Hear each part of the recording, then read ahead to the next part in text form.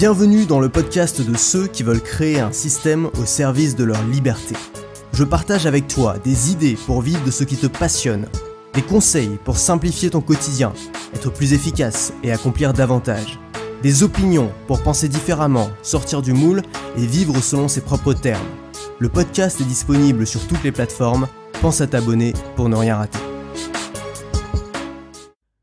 Bonjour, oula j'ai peut-être parlé un peu fort, mon chat vient de faire un bond de 1 mètre. Alors j'ai reçu pas mal de questions là encore une fois sur le répondeur et je vais y répondre, c'est samedi, c'est le jour où on répond aux questions. Alors simplement, si toi t'as des questions à me poser, le seul et le meilleur endroit pour me poser cette question-là, c'est sur le répondeur. T'as un lien qui est en description de tous les podcasts, il suffit de cliquer dessus. Tu vas arriver sur une page où tu peux laisser un message vocal, tu peux le faire directement depuis ton téléphone ou depuis un navigateur, tu vois, t'as pas besoin de brancher un micro ou quoi que ce soit. Et donc tu me poses la question que tu veux et puis moi j'y réponds une fois par semaine, j'essaie de sélectionner quelques questions et d'y répondre. Alors on commence tout de suite par une question de Maxime sur le recyclage des sujets. Salut Antoine, déjà merci pour ton contenu et ta série récente de podcast qui m'a vraiment passionné. Pourtant je préfère en général le format vidéo, mais là t'es en train vraiment de me passionner pour les podcasts, même si je pense pas que j'en fais personnellement. J'ai une question pour toi qui concerne l'évolution de ton niveau en termes de création de contenu. Tu dis souvent que tes premières vidéos, tu en avais un petit peu honte et quand tu les regardes maintenant, elles sont d'une qualité insuffisante, médiocre. Comment tu as géré le fait que tu as choisi par exemple un premier sujet pour tes premières vidéos, un sujet sur lequel tu te sentais légitime et au final, tu l'as fait forcément avec un niveau de production qui était pas celui d'aujourd'hui. Si aujourd'hui tu veux reparler de ce sujet-là parce que tu sens que tu as une qualité de production qui est supérieure et qui va permettre à ton public de mieux comprendre ce sujet-là alors que tu l'as déjà traité auparavant, comment tu gères le fait de mettre en avant un sujet que tu as déjà traité avant, si tu l'as déjà fait, ou dans le cas contraire, si tu ne reprends pas de sujet, comment tu fais pour te dire, voilà, ce sujet-là, je l'ai traité à l'époque, je savais pas parler, je ne savais pas te faire de vidéo, tant pis, il est fait. Quelle option tu fais et comment tu gères ce changement de niveau pour reprendre les sujets qui avaient peut-être pas été assez bien traités à l'époque. Voilà, j'espère que tu répondras à ma question. En tout cas, merci encore et comme tous les gens qui te le disent en commentaire, tes vidéos sont super, donc continue ton format de podcast, j'adhère totalement. Merci beaucoup. Merci Maxime. Alors ta question va me donner l'occasion de parler du recyclage des sujets. C'est quelque chose qui est important. C'est vrai que souvent quand on traite un sujet, on se dit ça c'est bon, c'est fait, on coche un petit peu la case sur la checklist et on n'en parle plus. Le problème de faire ça c'est quoi? C'est que déjà t'as un roulement dans ton audience. C'est-à-dire qu'en moyenne, on reste intéressé par un nouveau sujet pendant 6 mois. Ça a été révélé par des études. On reste en moyenne intéressé par un sujet pendant 6 mois, ce qui veut dire qu'en moyenne, ton audience va rester souvent 6 mois. Elle va te découvrir. Au début, elle va être à fond, super intéressée. Elle va écouter plein de tes contenus. Et puis, au bout d'un moment, soit elle aura pas de résultat dans ce que tu lui proposes, soit elle va s'en désintéresser, ou elle va suivre quelqu'un d'autre. Ou bref, elle va petit à petit se déconnecter de ton contenu. Elle va aller voir quelqu'un d'autre. Et donc, voilà, si pendant 6 mois, finalement, si les gens restent en moyenne pendant 6 mois, bien sûr, tu auras toujours des vrais, tu vois, des fans qui vont rester des années, il y en aura toujours, mais on sait très bien que c'est une minorité. Si les gens restent en moyenne 6 mois, ça veut dire que si t'as fait un contenu qui était fondamental il y a 1 an, la plupart de ton audience qui t'écoute aujourd'hui n'a pas vu ce contenu puisqu'elle te suivait pas à l'époque. Donc ça, c'est déjà une raison pour laquelle tu peux en reparler. Tu peux aussi recycler tes formations d'ailleurs là-dessus, faire de nouvelles formations en les mettant à jour, en ajoutant de nouvelles choses. Mais ce qu'il faut bien comprendre aussi, c'est que imagine que tu prennes des cours de tennis. Le premier cours, t'apprends le coup droit. Évidemment, tu vas pas t'arrêter de faire des coups droits pendant les cours suivants pour apprendre le reste. Tu vas toujours continuer à faire des coups droits et simplement, pendant les cours suivants, tu vas te focaliser peut-être sur le revers, sur le service, sur d'autres éléments. Mais tu vas toujours continuer à faire des coups droits et même au 100e cours, tu vas faire des coups droits. Donc, il y a des contenus qui sont vraiment fondamentaux, des contenus qui partagent un petit peu tes valeurs, tu vois, les valeurs qui sont les fondations de ce que tu racontes sur ta chaîne. Et ces contenus-là, ils sont très importants et je pense qu'il faut pas avoir peur de se répéter sur ces contenus-là. Parce qu'il y a des gens qui arrivent, il y a des gens aussi qui t'ont écouté puis qui en fait t'ont un peu écouté d'une oreille, mais c'est important de rappeler les choses qui sont importantes. C'est important de répéter ces choses-là. C'est comme ça que tu permets de les ancrer dans la tête des gens. C'est en les répétant, en les répétant, en les répétant. Il y a des choses qui paraissent claires pour toi parce que ça fait des années que tu travailles là-dessus. Mais les gens qui te suivent, ils ont besoin de l'entendre plusieurs fois parce que peut-être ils ont besoin aussi pour que ça percute, souvent on a besoin qu'on te l'explique aussi plusieurs fois avec plusieurs arguments différents, avec plusieurs images différentes, avec plusieurs peut-être comparaisons différentes, peut-être en racontant des histoires et peut-être que tu vas le raconter 3 fois, 4 fois, 5 fois et qu'au bout de la 6e fois, bam, ça va faire un déclic dans la tête de quelqu'un et ça aurait valu le coup finalement de le faire 6 fois pour que la 6e fois ça marche. Donc je pense qu'il y a des sujets qui sont importants. Et ces sujets-là, c'est important de les recycler. Alors faire du recyclage de sujets, ça veut dire quoi? Ça veut pas dire faire un copier-coller du fichier audio et faire un nouveau podcast avec la même chose. Ça sert à rien. L'idée, c'est de reprendre ce sujet-là et de voir qu'est-ce que tu as appris peut-être pendant 6 mois ou pendant 1 an depuis la dernière fois que tu as traité ce sujet-là, qui pourrait permettre d'étoffer ou de mieux expliquer ce sujet-là. Est-ce qu'il y a des choses qu'on pourrait ajouter? Est-ce qu'il y a des choses qu'on pourrait enlever? Je prends par exemple, alors dans mathématiques, il y a pas mal de choses un petit peu techniques. Par exemple, je sais pas, capturer des mails, ou alors, j'en sais rien, ou alors utiliser une plateforme comme YouTube.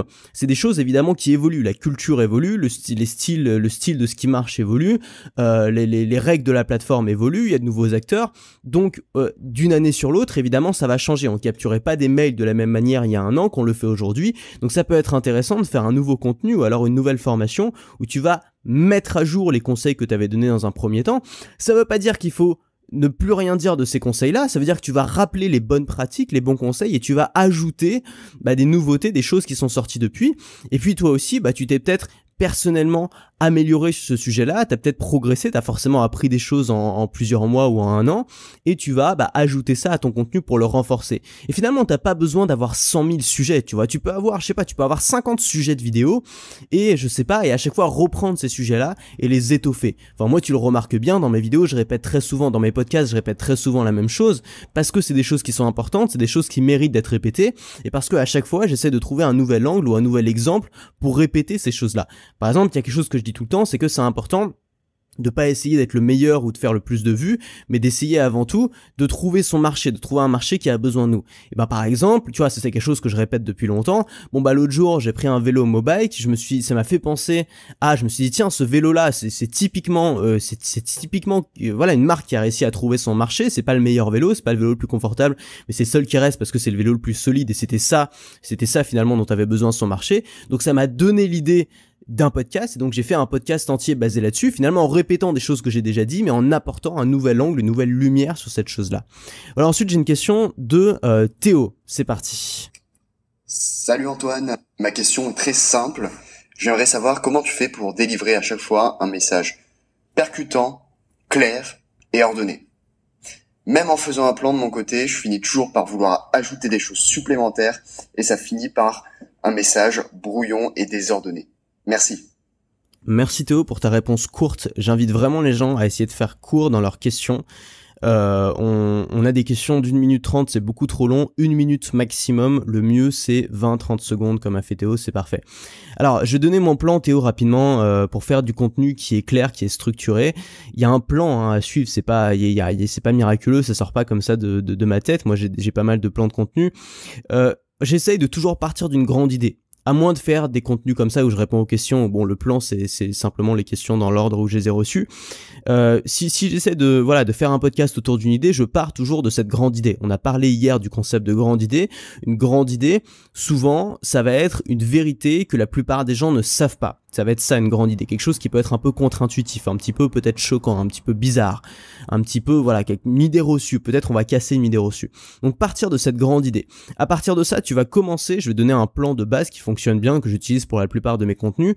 Tu vas commencer par une phrase choc, un slogan, quelque chose qui va un peu attirer l'attention des gens. Tu peux aussi commencer par parler du contexte. L'idée, c'est vraiment d'avoir quelque chose qui va attirer l'attention des gens, pas tout de suite partir dans la théorie. Donc par exemple, tu peux dire tiens, justement, je suis en train de me balader à tel endroit. Par exemple, j'ai commencé ce podcast en disant que j'avais fait peur à mon chat. Bon c'est vrai, ça permet de faire quelque chose d'un petit peu vivant, pas tout de suite partir dans la théorie. Donc commencer par du contexte ou alors commencer par une phrase un petit peu catchy, un petit slogan. Ensuite, tu vas parler des problèmes des gens. Pourquoi on commence par parler des problèmes des gens? Parce que le sujet qui intéresse le plus ton audience, c'est eux-mêmes. Et donc si tu commences à parler de quels sont les problèmes qu'ils rencontrent aujourd'hui que ta grande idée peut résoudre, tout de suite ces gens-là vont être intéressés parce qu'ils vont dire tiens, il me connaît, cette personne me connaît, cette personne arrive à exprimer ce que j'ai dans ma tête, donc elle va probablement être la mieux placée pour m'apporter une solution. Ensuite, tu vas exposer ta grande idée. Tu vas exposer ta théorie. Ensuite, tu vas utiliser des images pour l'illustrer. C'est super important d'utiliser des images. Ça peut être des analogies, des métaphores. Ça peut être des histoires que tu vas raconter. Ça peut être une étude de cas. Ça peut être un exemple que tu vas donner. Mais faire en sorte d'ancrer une théorie abstraite dans une réalité concrète. plus la réalité est concrète, plus ça va être facile de faire passer cette idée. Donc par exemple, si tu fais une analogie ou une comparaison, tu vas essayer de comparer ça à quelque chose d'ultra tangible, à quelque chose qui est présent dans la vie de tout le monde. Par exemple, je sais pas, à des casseroles, à des voitures, tu vois, à des choses vraiment qu'on peut toucher si possible. Ensuite, on va avoir l'explication. L'explication, ça c'est un peu une zone libre où tu vas ajouter tout ce que tu as ajouté. Donc par exemple, voilà, si c'est dans un contenu, si c'est dans un contenu, tu vas pas trop t'attarder sur l'explication. Les explications, ça a davantage sa place dans les formations, si tu vends des formations. Moi, j'aime bien dire que le contenu gratuit, c'est le pourquoi, les formations, c'est le comment. Donc le comment, toute l'explication, toutes les étapes à suivre, les listes de règles, etc. Ça, tu vas davantage les trouver dans les formations. Mais rien ne t'empêche de le faire dans ton contenu. Tu vas expliquer, tu vas donner un petit peu de contenu à ce moment-là. Et puis moi, je termine quasiment systématiquement par un appel à l'action. Un appel à l'action, c'est quoi? C'est par exemple envoyer les gens vers un contenu supplémentaire, vers une formation, leur demander de laisser un avis sur Apple Podcast, de mettre un j'aime sur la vidéo, ce que tu veux. Mais c'est le moment où les gens vont être le plus aptes, si tu veux, à passer à l'action. C'est juste à la fin de ton contenu, donc c'est bête de laisser les gens partir. Déjà, si tu pars de ce plan-là qui est tout simple, un slogan, les problèmes des gens, la grande idée, une image pour illustrer les explications et l'appel à l'action, tu vas déjà avoir un contenu qui va être cohérent et qui va être structuré. Ensuite, j'ai une question de Vanessa. Bonjour Antoine, c'est Vanessa. Merci pour tes vidéos qui me font le même effet qu'un coup de pied aux fesses parfois et j'en ai bien besoin. Je voulais te demander ce que tu conseillerais comme solution pour un créateur de contenu qui démarre et qui souhaite remplir sa mailing list. Est-ce qu'on fait par exemple juste une squeeze page avec une lettre qu'on envoie toutes les semaines et ça suffit? Ou est-ce que ça peut être intéressant d'utiliser la méthode à la Jean Rivière qui est de vendre à son audience le concept de club privé avec des avantages premium derrière, en sachant que dans le premier cas, les gens s'inscrivent gratuitement à la newsletter, alors que dans le deuxième cas, l'audience paye finalement pour avoir le privilège de faire partie de la liste email. Et je souhaiterais vraiment avoir ton avis là-dessus, à savoir quelle solution est la plus intéressante, laquelle marcherait le mieux, et si la deuxième peut fonctionner, à quel prix est-ce que tu le fixerais? Parce que j'y ai un petit peu réfléchi et j'avais dans l'idée de créer donc un genre de club privé avec une newsletter chaque semaine, un mail pour vendre en avant-première mes produits avec un tarif spécial abonné, donc avant le lancement officiel de mes contenus publics, et par exemple un accès à un réseau social privé, par exemple Instagram, pour vraiment développer cet esprit communautaire autour de ma thématique. Et au final, j'hésite, je ne sais pas si c'est une bonne idée, ni à quel prix je pourrais proposer ça. Et comme tu es toujours de très bons conseils, je me suis dit que tu pourrais peut-être m'aiguiller un petit peu. Voilà. Merci beaucoup Antoine et très bonne continuation à toi et merci vraiment pour tout ce que tu fais. Salut. Merci Vanessa. Alors beaucoup de questions dans ta question.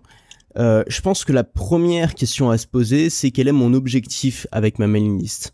Est-ce que mon objectif c'est d'avoir le plus de mails pour pouvoir me péter dans les soirées, et les seules soirées dans lesquelles tu vas pouvoir te la péter c'est les soirées d'entrepreneurs et d'infopreneurs, je t'assure, ça marche pas dans les soirées mondaines, ou est-ce que tu veux avoir des mails qualifiés, est-ce que tu veux faire des ventes avec ces mails?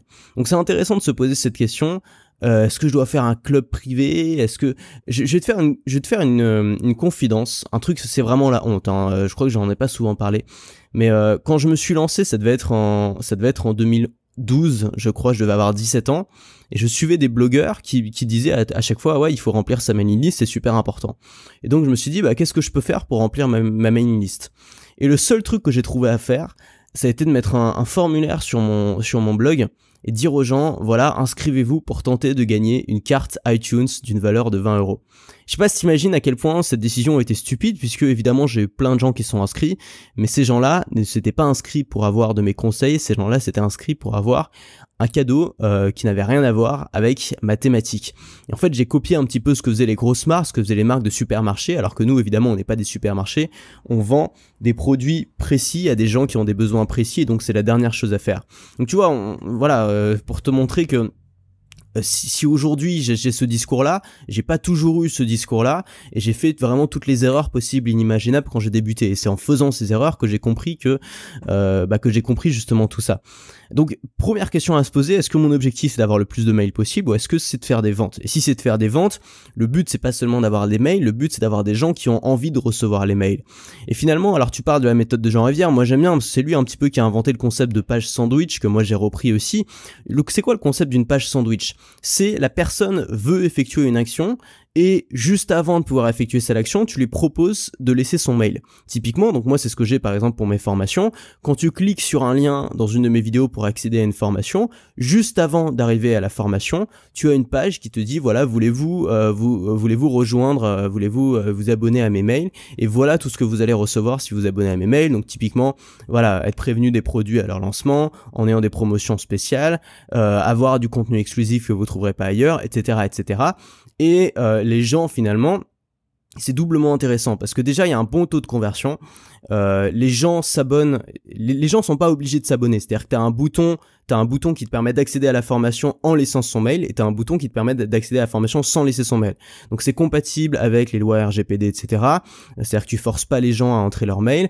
Et ensuite c'est-à-dire que les gens qui vont laisser leur mail sont non seulement des gens qui sont intéressés par ton contenu puisqu'à la base ils ont cliqué pour voir la formation. Donc c'est la première chose. Et la deuxième chose, c'est que c'est des gens qui sont même intéressés pour recevoir tes mails, qui sont inscrits parce qu'ils ont envie de recevoir tes mails.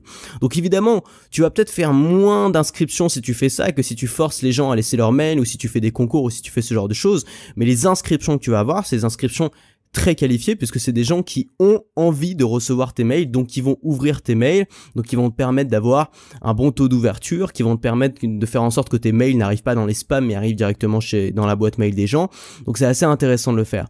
Après toi tu me parles de créer un club privé, un club payant. Alors c'est un truc à tester. Franchement, si t'as envie de le faire, j'ai qu'une chose à te dire, c'est teste-le. Il faut tester par toi-même. Moi, je suis pas dans ta thématique, j'ai jamais fait ça en particulier, donc je peux pas te donner une réponse. Je peux pas dire ça marche ou pas. Donc vraiment, teste-le. Maintenant, moi, j'ai testé l'abonnement.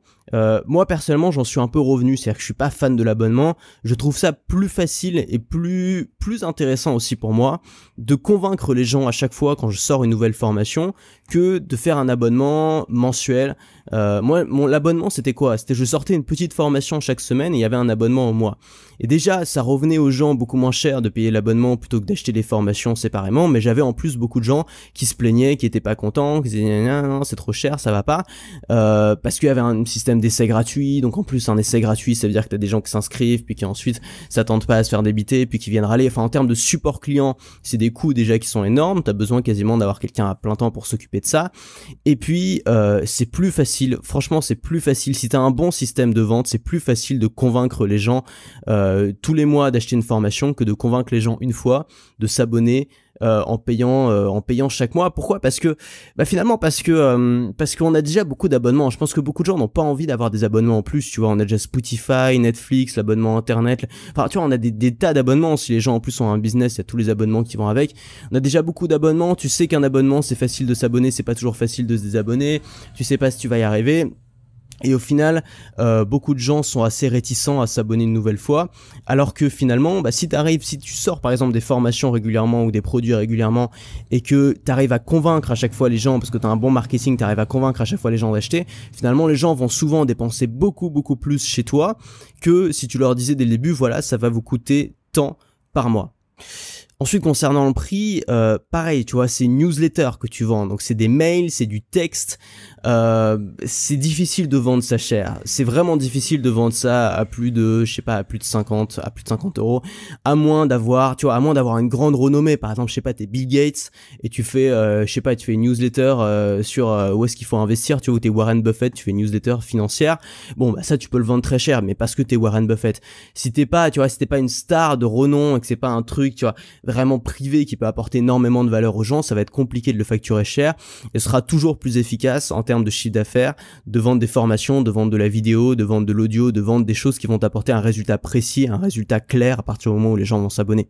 Donc ce que j'ai envie de te dire, ça me fait penser, juste une chose, c'est que ça me fait penser à Patreon. Tu sais, Patreon, c'est un site où on peut faire des dons, et on fait des dons notamment, c'est un système d'abonnement, donc ça permet aux créateurs d'avoir un revenu. Il y a pas mal de créateurs qui s'en sortent très bien avec Patreon, qui font 2000, 3000 euros par mois. Encore une fois, ça reste beaucoup moins efficace que de faire des formations. Il faut déjà une bonne audience à la base, mais Patreon te permet de faire des choses assez sympas. Ça permet notamment d'avoir des fonctionnalités justement de réseau social. Tu peux par exemple faire des stories, mais au lieu de les faire sur Instagram ou sur Snapchat, tu peux les faire sur Patreon uniquement aux gens qui te suivent. Donc ça peut être intéressant, mais encore une fois, c'est difficile de vivre de ça si t'as pas déjà une très bonne audience et un très bon engagement de la part de cette audience. Donc la seule chose que j'ai envie de te dire, c'est teste-le. Ça ne te coûte rien. Teste-le sur 2 ou 3 mois. Tu vas apprendre énormément de choses. Tu sauras si ça a fonctionné ou pas. Ça t'aura permis aussi d'affiner un petit peu ton truc. Surtout t'auras appris des choses sur la route. T'auras apporté quelque chose à ton audience en plus. Donc il faut tester le truc. J'ai pas une boule de cristal. Je peux pas savoir à l'avance si ça va marcher ou pas. Teste-le. Et puis franchement, je pense qu'on serait tous curieux de savoir si ça marche après. Donc n'hésite pas, une fois que tu l'auras testé, peut-être dans 1 ou 2 mois, à revenir, à laisser un petit message sur répondeur et à nous faire un retour. Ça serait vraiment, je pense, intéressant. J'ai un message de Haïdar pour continuer. Salut Antoine, c'est à nouveau Haïdar, mais cette fois je me suis acheté un micro. Du coup, j'ai publié mes premières vidéos sur YouTube et les retours que j'ai eu dessus, c'est que c'était un peu trop monologue, un peu trop long et pas assez rythmé. On m'a conseillé d'ajouter du montage, des séquences et des coupures, ce que j'ai fait. Mais du coup, maintenant j'ai le problème inverse, c'est que mes vidéos me prennent énormément de temps au montage, donc je peux en publier moins. Ça me prend plus la tête et j'ai moins la possibilité de travailler sur le contenu. J'ai beaucoup de mal à savoir quel format je devrais choisir. Quelle est selon toi la meilleure façon de faire? Merci pour ta réponse. Alors déjà, j'aurais qu'on fasse tous un grand bravo à Haïdar pour avoir acheté un micro. On est d'accord que ça change tout. Alors, je voudrais te dire un truc sur le montage. Déjà, si le montage te prend la tête, ne fais pas de montage. Ne fais pas des trucs qui te prennent la tête. Enfin, ce que j'enseigne dans ce podcast et dans mes formations, c'est pas de créer un boulot qui nous prend la tête. C'est de justement faire quelque chose qui nous prend pas la tête, qui nous amuse au quotidien. Si le montage, ça te prend la tête, arrête le montage. Une deuxième chose à propos du montage, c'est que si le montage sert à cacher un défaut d'expression, c'est juste mettre un pansement sur un cancer, tu vois, ça va pas résoudre le problème. Si t'as un défaut d'expression, et j'ai envie de te dire, si c'est tes premières vidéos, c'est tout à fait normal, c'est tout à fait logique, il y a aucune raison de s'inquiéter. La seule chose que tu as à faire, c'est de t'entraîner. C'est de pas faire, justement, si tu commences à te cacher derrière un montage où tu fais des jump cuts toutes les 3 secondes, déjà, ça va pas t'entraîner du tout, parce qu'au moment où tu vas enregistrer la vidéo, tu vas être, entre guillemets, laxiste vis-à-vis de toi-même, tu vas t'autoriser à faire des erreurs parce que tu sauras qu'il y a un montage derrière, et on progresse pas si on s'autorise à faire des erreurs tout le temps, et puis, comme tu dis, ça va te prendre énormément de temps, et tu auras moins de temps, justement, pour te concentrer sur le contenu. Si tu commences à passer 3 heures sur le montage, je t'assure que tu vas pas faire une vidéo par jour. Si tu passes 5 minutes sur le montage, tu peux te permettre de faire une vidéo par jour, et si tu fais une vidéo par jour, tu vas devenir bon, tu vas inspirer davantage de confiance et tu vas pouvoir travailler sur ton expression et sur ton contenu. Donc j'ai envie de te dire une seule chose, c'est oublie le montage et entraîne-toi. Fais exactement l'inverse. Lance-toi le défi de faire des vidéos sans coupure, sans montage. Tu peux t'amuser avec ça, tu peux le dire en début de vidéo. C'est pas grave, t'es dans une phase de progression aujourd'hui. C'est pas grave si t'as pas de résultat aujourd'hui, t'es dans la phase de progression. Donc tu commences ta vidéo en disant à ton audience, voilà, le but premier de cette vidéo, moi c'est de m'entraîner à parler, donc je vais essayer de pas faire de coupure. Pardonnez-moi pour ça, si ça vous plaît pas, bah c'est pas grave, désabonnez-vous, tant pis. Je vais essayer de faire ma vidéo comme ça, tu te lances et tu fais 0 coupure, c'est pas grave, si tu fais des erreurs, tu essaies de rattraper le coup, tu rigoles dessus, tu reprends ces erreurs-là, tu joues dessus, tu continues à parler, tu t'entraînes, et c'est comme ça, et tu le fais tous les jours. Et c'est comme ça que tu vas devenir bon. T'es dans une phase de progression, c'est la phase la plus importante, ne gâche pas cette phase-là en rentrant dans une sorte de confort qui consiste à éliminer finalement tous les problèmes au montage. Le montage, c'est une solution d'élégance et de facilité, mais c'est pas ça qui permet de faire du bon contenu. Ce qui permet de faire du bon contenu, c'est l'expression et c'est le fait de savoir façonner des idées. Et c'est là-dessus que tu dois te concentrer à 100%. Moi, j'ai pas l'impression quand je t'entends parler que t'as des gros handicaps au niveau de l'expression. Je te trouve même bien meilleur que moi quand j'ai débuté. Donc il y a pas de problème. Il suffit juste de t'entraîner. Tu fais une vidéo par jour. Dans un an, tu auras fait 360 vidéos. Je t'assure que ce sera beaucoup plus facile. Ensuite, j'ai une question de Maxence. Une question courte. Merci Maxence. Ouais, j'ai une question. Je voulais savoir, est-ce qu'on peut vraiment réussir sans YouTube? Car en fait, je suis pas fan de faire des vidéos. Ça me saoule. Moi, j'adore regarder tes vidéos ou d'autres, mais c'est vrai que moi, ça m'emmerde. Et en plus, je suis dans le milieu de l'art. Du coup, je me suis vraiment demandé si on pouvait vraiment réussir autre part que sur YouTube, et est-ce qu'on peut faire beaucoup de chiffre d'affaires, genre si on a une page Facebook ou un compte Instagram. Voilà. Merci pour ta réponse. Salut. Il y a 1 million de façons de gagner 1 million. Quels sont tes critères de réussite? Est-ce que c'est être libre? Est-ce que c'est être heureux? Est-ce que c'est gagner de l'argent? Est-ce que c'est ces 3 choses en même temps? L'argent, c'est une commodité, c'est probablement ce qui est le plus facile à gagner dans la société, c'est de l'argent. Il y a 1 milliard de façons de gagner de l'argent. Il y a 1 million de façons de réussir là-dedans. Moi, je parle d'une toute petite façon. C'est-à-dire que moi, je parle de gagner sa vie avec la création de contenu parce que c'est complètement adapté aux gens qui ont envie de monter un bon business, qui en plus ont envie d'avoir une grosse liberté, c'est-à-dire de pouvoir travailler où ils veulent, de pas avoir à gérer une équipe, de pas avoir à gérer des salariés, de pouvoir voyager autant qu'ils veulent. Donc voilà, moi c'est de ça dont je parle. Mais si toi ça te fait chier de faire du contenu ou de faire de la vidéo, ne fais pas de vidéo. C'est absurde, tu vois. Le but, c'est pas de faire un truc qui nous embête. Le but, c'est de faire un truc dans lequel on est bon et de faire un truc qu'on aime. C'est ça l'objectif. Donc si t'aimes pas YouTube, si t'aimes pas faire des vidéos, ne fais pas de vidéos, tu vois, ça n'a aucun sens.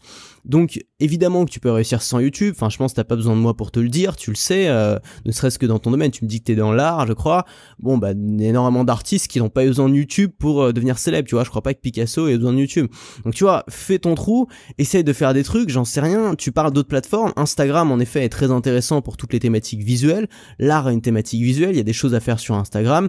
Maintenant c'est pour faire la même chose que n'importe quel étudiant en art, tu vois, qui fait qui partage des trucs de temps en temps et qui prend des photos de ses salades dans ses stories. Bon, c'est pas très intéressant. Faut trouver un concept un petit peu différent. Faut trouver quelle valeur tu peux apporter aux gens. Évidemment, tu vois, évidemment, c'est plus facile de gagner de l'argent, de monter un business quand tu résous les problèmes des gens. Mais dans le domaine de l'art, il y a plein de problèmes à résoudre. Je pense notamment aux gens qui se lancent. Je sais pas quel est le type, tu vois, l'art c'est assez large. Je sais pas quelle est ta spécialité. Mais par exemple, je sais pas, prenons le dessin. Bah, il y a énormément de gens qui aimeraient apprendre à dessiner et qui savent pas comment faire. Bon, bah là, tu peux résoudre un problème. Là, il y a de la formation à vendre. Il y a des choses à faire. Tu vois, si tu veux si tu veux faire ce que je fais moi, c'est-à-dire si tu veux vivre de ton contenu, il y a énormément de choses à faire. Maintenant, si t'as envie de faire autre chose, arrête de me suivre et fais autre chose. Tu vois, si YouTube ou faire de la vidéo ou faire du contenu, ça t'embête, arrête de me suivre parce que moi, je suis pas le mieux placé pour t'en parler. Et même si tu veux faire un truc sur Instagram, je suis pas encore une fois le mieux placé pour en parler. À ce que je sache, mon compte Instagram, il fait pas 200 000 followers. Donc, t'as des gens qui sont spécialisés là-dedans, qui seront meilleurs que moi pour t'en parler. Voilà, je sais pas trop quoi te répondre. Réussir sans YouTube, bien sûr. Instagram, bonne idée. Maintenant, trouver une manière différente de faire les choses, une manière originale et une manière surtout qui répond aux besoins d'un marché, qui apporte de la valeur aux gens. Et c'est souvent le problème aussi quand on est dans le domaine de l'art, c'est que tu vois, les notions de marché sont assez floues puisque l'art, bon, tu vois, il y a des œuvres d'art qui deviennent extrêmement célèbres. On sait pas trop pourquoi. C'est quand même assez flou. C'est pas aussi simple évidemment que le mec qui vend des savons aux gens qui sentent mauvais. Mais moi, je pense qu'il y a beaucoup de choses à faire aussi là-dedans. Il y a beaucoup d'étudiants en art qui se retrouvent à rien faire parce que juste savent pas quoi faire. Ils aiment l'art mais ils savent pas quoi faire avec.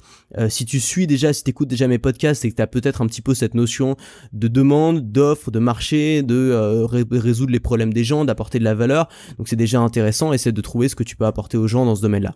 Ensuite, j'ai une question d'Alexandre.